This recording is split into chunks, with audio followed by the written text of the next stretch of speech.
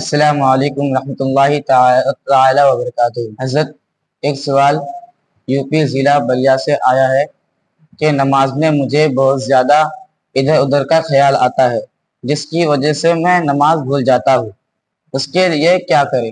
وعلیکم السلام ورحمۃ اللہ تعالی وبرکاتہ۔ جی، آپ نے کہا کہ مجھے نماز میں ادھر ادھر کے خیالات آتے ہیں جس کی وجہ سے میں نماز میں بھول جاتا ہوں۔ تو دیکھیں، نماز میں خیالات آتے رہتے ہیں، اور وہ بھی کبھی گندے خیالات آ جاتے ہیں، کبھی کفریہ خیالات بھی آ جاتے ہیں، اور کبھی دنیاوی خیالات بھی آ جاتے ہیں۔ تو یہ خیالات آنا فطرتی چیز ہے، لیکن جب ایسے خیالات آئے تو اسی میں لگے نہ رہیں، اسے جھڑک کر دور کرنے کی کوشش کریں۔ خود سے اپنے ذہن میں طرح طرح کے خیالات نہ لائیں۔ اسی مناسبت سے ایک حدیث پاک ملتی ہے کہ ایک صحابی سرکار دو عالم کی بارگاہ میں حاضر ہوتے ہیں اور عرض کرتے ہیں، یا رسول اللہ صلی اللہ تعالی علیہ وسلم، جب ہم نماز کے لیے کھڑے ہوتے ہیں تو طرح طرح کے خیالات آتے ہیں۔ کبھی ایسے خیالات آتے ہیں کہ ڈر لگتا ہے کہ اللہ اور اس کے رسول ناراض ہو جائیں، اور کبھی ایسے خیالات آتے ہیں کہ ڈر لگتا ہے کہ بتا دوں تو قتل کر دیا جاؤں، اور کبھی ایسے خیالات آتے ہیں کہ ڈر لگتا ہے کہ اگر زبان سے یہ باتیں نکل جائیں تو کفر ہو جائے گا۔ تو صحابی کی باتوں کو سن کر میرے آقا نے ارشاد فرمایا کہ جب اس طرح کے خیالات آتے ہیں تو تم کیا کرتے ہو؟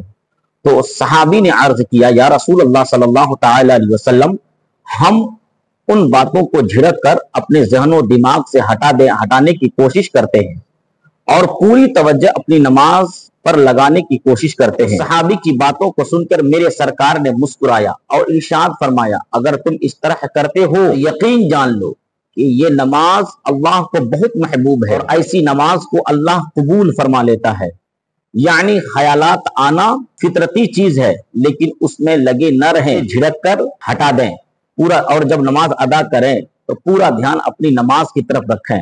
اور اس کا بہترین طریقہ یہ ہے کہ جو سورتیں آپ نماز میں پڑھتے ہیں ان کا ترجمہ یاد کر لیں، تاکہ آپ جب ان سورتوں کو پڑھیں گے تو آپ کو وہ سمجھ میں آئے گی کہ ہم کہہ کیا رہے ہیں، اور پھر اس طرح سے آپ کا ذہن اپنے نماز میں لگا ہوا رہے گا، ادھر ادھر بھٹکنے کی کوشش نہیں کرے گا۔ البتہ ہمارے بزرگان دین نے نماز میں وسوسوں سے بچنے کے لیے کچھ باتیں بتائی ہیں۔ ان میں سے ایک یہ ہے کہ نماز شروع کرنے سے پہلے الٹے کندھے یعنی لیفٹ شولڈر کی طرف 3 بار تھو تھو کر لیں۔